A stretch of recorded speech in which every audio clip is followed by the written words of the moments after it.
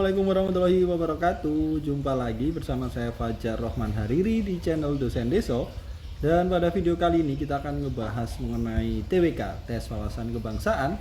Ini yang cukup jadi kekhawatiran teman-teman, yang kabarnya soalnya itu hoax gitu kan, hoax. Terus tahun kemarin juga ternyata banyak yang gagal di bagian TWK. Kalau tahun sebelumnya kan TKP, kemarin TKP mudah, TWK-nya yang susah. Nah, kabarnya ini semakin hoax, kabarnya seperti itu. Nah, nggak ada salahnya kita mempersiapkan diri. Seperti biasa teman-teman, jangan lupa untuk tuliskan targetnya teman-teman ya. Bismillahirrahmanirrahim. Atas nama Tuhan 550, 545, 525, dan target-target teman-teman yang harus lebih dari 500 ya. Kalau di bawah 500, wah janganlah ya.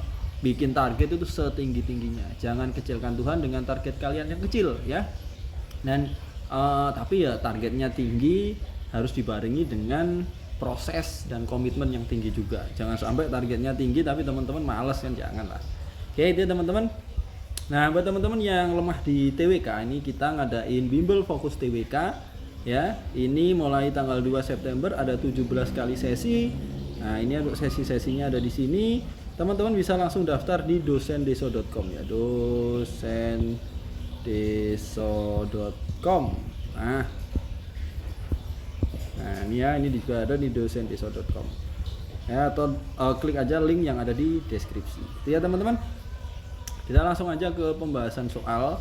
Ini soal pembahasan tes CPNS. Oke. Soal yang pertama, teman-teman, ini tentang jiwa patriotisme ya. Kita biasanya membiasakan baca kalimat terakhir. Oh, ternyata yang ditanya jiwa patriotisme nih. Nah, sekarang teman-teman kalau ngebaca, ini harusnya 0 ya, 0, enggak ada nomornya ya. Nah, ini setelah teman-teman baca soal jiwa patriotisme nih, terus dibaca langsung di filter gitu ya. Jangan sampai teman-teman baca terus jiwa patriotisme terus baru ke atas lagi terus di filter, ngabisin waktu ya. Jadi baca soalnya dulu, baru baca listnya, langsung eliminasi gitu ya. Yang pertama, turut menjaga keamanan di wilayahnya. 2, memberikan bantuan tanpa memandang sara. 3, rela berkorban demi keutuhan dan kemajuan masyarakat, bangsa dan negara. Rajin beribadah sesuai agamanya. Bekerja keras agar dapat menabung sebanyak-banyaknya. Kayaknya ini kalau rajin beribadah bukan ya teman-teman. 5, bekerja keras ini juga bukan.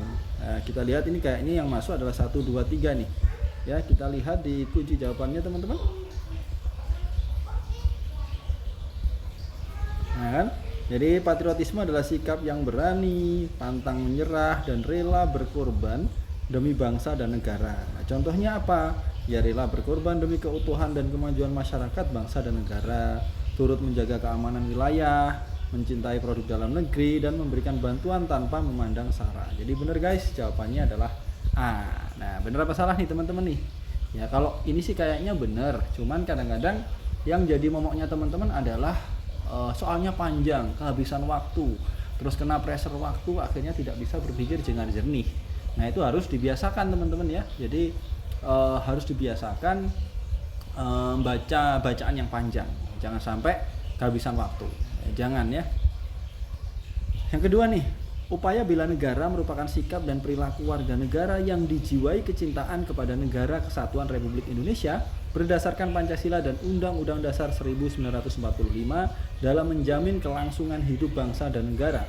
Setiap warga negara memiliki kewajiban yang sama dalam masalah bela negara. Hal tersebut merupakan wujud kecintaan seorang warga negara pada tanah air yang sudah memberikan kehidupan padanya. Bela negara menjadi sebuah konsep yang disusun oleh perangkat perundangan dan petinggi suatu negara tentang patriotisme. Tentang patriotisme seseorang ya.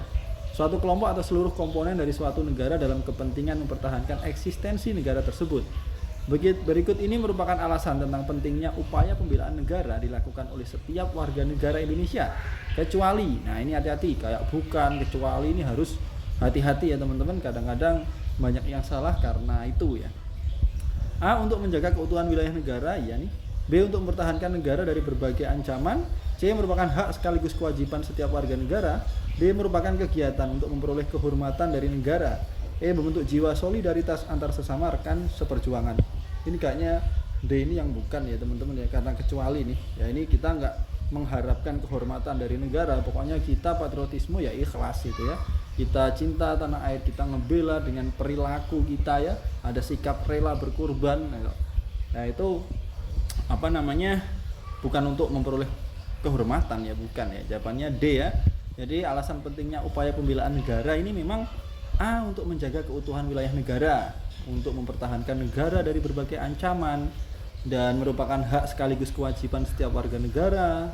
Terus juga membentuk jiwa solidaritas antar sesama rekan seperjuangan, membentuk sikap disiplin waktu, aktivitas dan pengaturan kegiatan lain, dan juga membentuk mental fisik yang tangguh. Jadi jawabannya adalah D guys ya. Jadi untuk kehormatan itu bukanlah itu nanti kita arahnya ke pamrih ya, kita bela negara ya karena ingin ini tadi ya, menjaga keutuhan dan yang lain-lain. Oke, kita langsung ke soal berikutnya.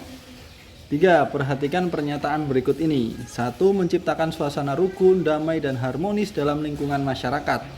2. Kesadaran untuk mentaati aturan dimanapun berada.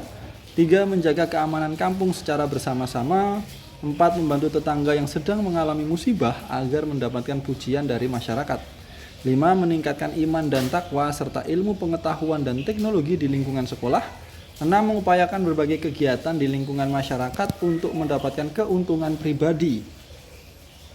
Upaya bela negara bisa dilakukan di lingkungan masyarakat dalam kehidupan sehari-hari.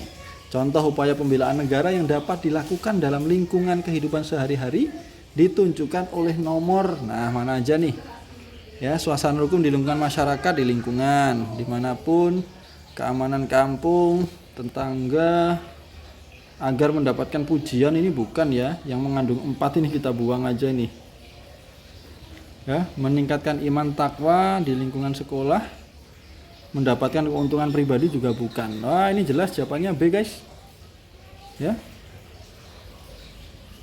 ini no debat lah ini kalau ini ya, jawabannya B nih jelas kalau ini. 4. Ancaman merupakan semua bentuk usaha yang bersifat mengubah atau merombak kebijaksanaan yang dilakukan secara konsepsional melalui tindakan kriminal dan politis.